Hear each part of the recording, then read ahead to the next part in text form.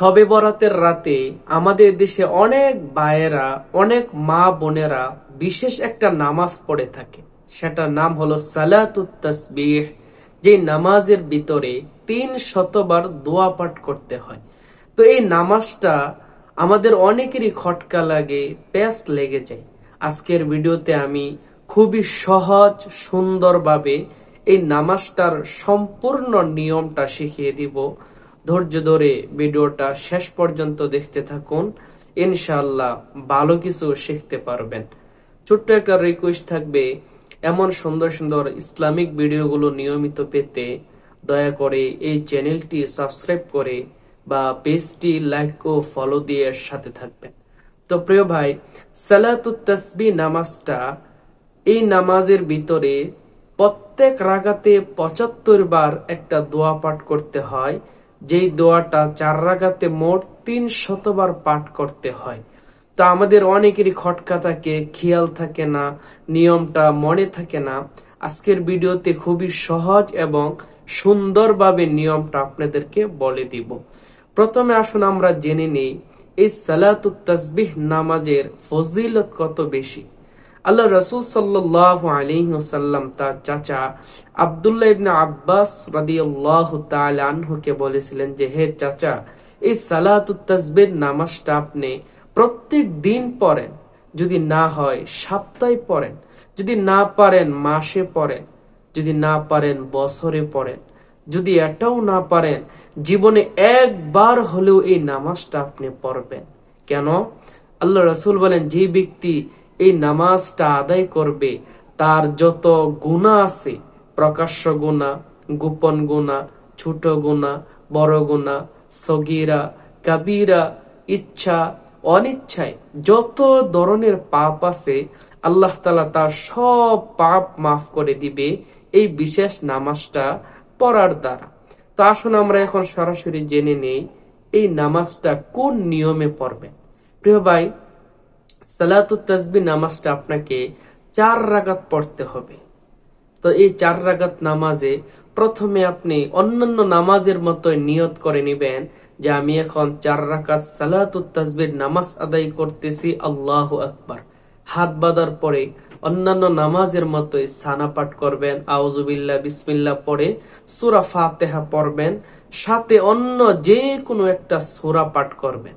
সূরা পাঠ শেষ হলেই সালাতুত তাসবিহ যে দোয়াটা আছে, ওই দোয়াটা আপনাকে 15 বার পাঠ করতে হবে।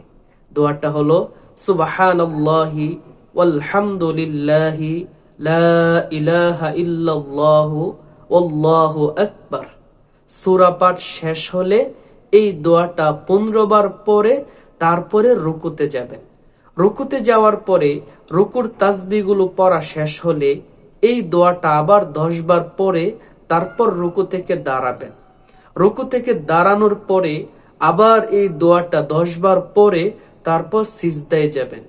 সিজদায় যাওয়ার পরে সিজদার তাসবিহ পাঠ শেষ হলে এই দোয়াটা 10 বার পরে সিজদা থেকে উঠবেন। প্রথম সিজদা থেকে উঠে বসে আবার এই দোয়াটা 10 বার পরে তারপর দ্বিতীয় সিজদায় যাবেন। দ্বিতীয় সিজদায় যাওয়ার পরে সিজদার তাসবিহগুলো পড়া শেষ হলে এই দোয়াটা 10 বার পরে আবার সিজদা থেকে উঠবেন। দ্বিতীয় সিজদা থেকে উঠে সরাসরি দাঁড়িয়ে যাবেন না, একটু বসবেন, বসে আবার এই দোয়াটা 10 বার পাঠ করবেন। 10 বার পাঠ করা শেষ হলে তখন দ্বিতীয় রাকাতের জন্য আল্লাহু আকবার বলা বিদিত আপনি দাঁড়িয়ে যাবেন। আল্লাহু আকবার কেন বলবেন না? কারণ সিজদা থেকে উঠার সময় তো আল্লাহু আকবার বলেই উঠছেন। এজন্য এই দোয়াটা পড়ার 10 বার পড়া হলে আল্লাহু আকবার না বলেই দ্বিতীয় রাকাতের জন্য দাঁড়িয়ে যেতে হবে। তো প্রিয় ভাই, এই হলো প্রথম রাকাত। এই প্রথম রাকাতে আপনি যদি গণেন তাহলে এই দোয়াটা একবার হলো 15, বাকি প্রত্যেকবার 10, মোট 75 বার হবে এক রাকাতে। 4 রাকাতে মোট 300 বার হবে। আপনি প্রথম রাকাতটা যেই নিয়মে পড়বেন, দোয়াগুলো যেখানে যেখানে পড়বেন, ঠিক প্রত্যেক রাকাতে দোয়াগুলো সেখানে সেখানে পড়তে হবে।